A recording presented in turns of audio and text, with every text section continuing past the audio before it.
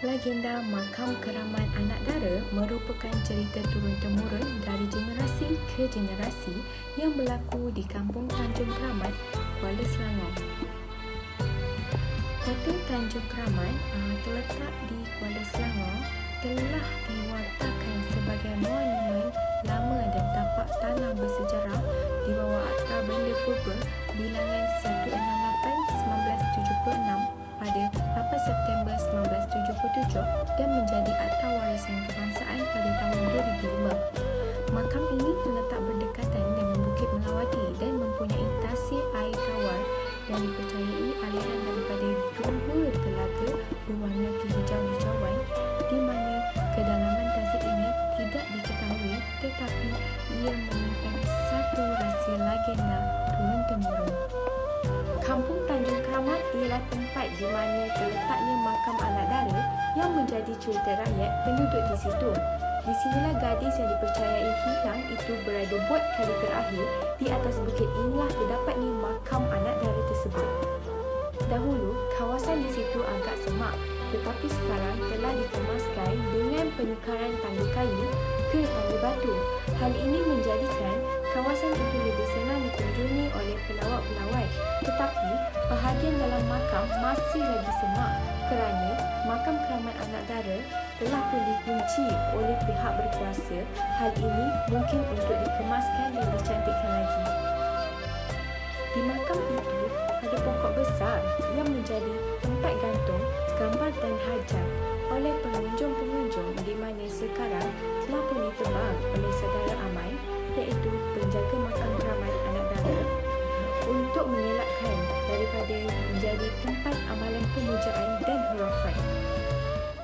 Sebelum mendaki tangga yang disediakan, pengunjung akan bertemu dengan sebuah papan tanda yang menceritakan sedikit tentang makam keramat anak dara. Menurut papan tanda tersebut, makam ini telah menjadi satu cerita rakyat di daerah ini. Makam ini dikatakan berasal daripada seorang gadis yang warak yang dipaksa oleh kedua orang tuanya untuk berkahwin dengan orang yang tidak disukainya.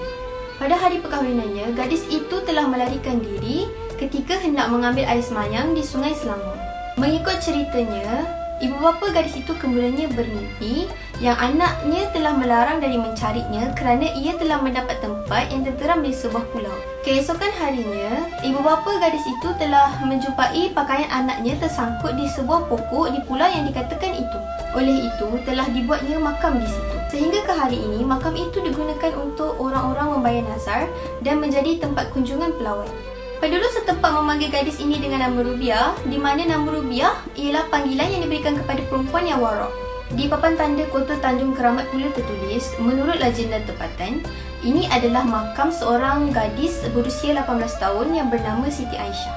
Selain itu, menurut saudara Aman, penjaga kepada makam keramat anak dara ini, Rubiah merupakan seorang gadis remaja berumur dalam lingkungan 13 hingga 18 tahun yang menguasai ilmu dunia dan akhirat.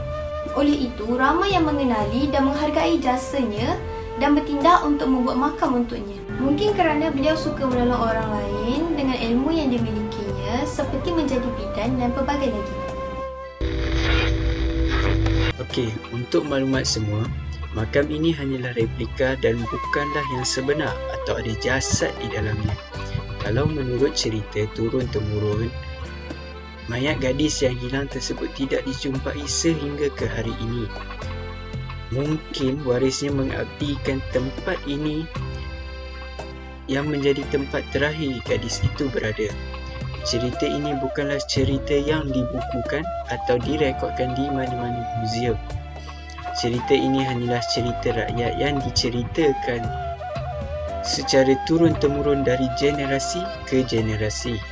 Oleh itu, cerita ini boleh ditokok tambah dan mempunyai pelbagai versi, tetapi dengan kewujudan makam ini, walau apa pun versinya, ia tetap menarik untuk diceritakan.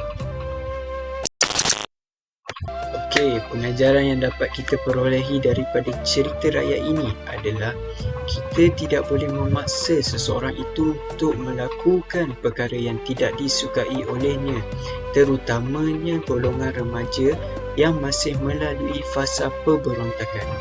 Pemberontakan adalah salah satu ciri remaja yang paling menonjol dan menjadi punca konflik antara ibu bapa dan anak-anak mereka.